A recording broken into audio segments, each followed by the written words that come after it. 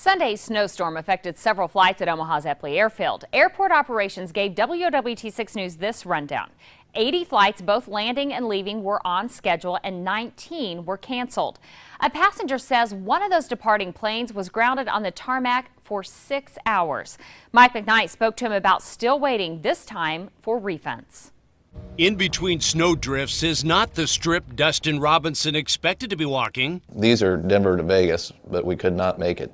Dustin says the flight from Omaha never took off, even though he and other passengers waited about 6 hours on the plane. It was just de-icing, we're not de-icing, we're second line, now we're ready to go.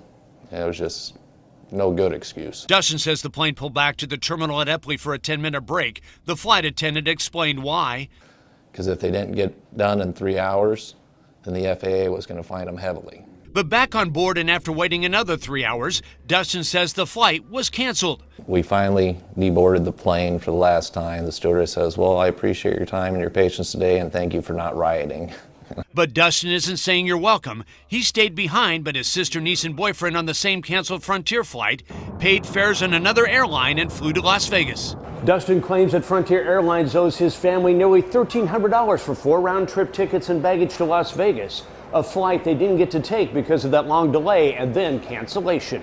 Dustin says he's waiting for hours again on the phone for a Frontier response. I'd appreciate if they just comp us another trip after we've had to pay a lot more just to get those 3 back out to Vegas. From Fremont, Dustin's dad, Don, had to drive through Sunday's storm twice to drop the family members off at Eppley, then picked them up after the canceled flight. And then when we came back, the roads are starting drifting over again. We actually broke through some drifts with the pickup. The long-awaited family vacation didn't start as expected. It really has been a nightmare.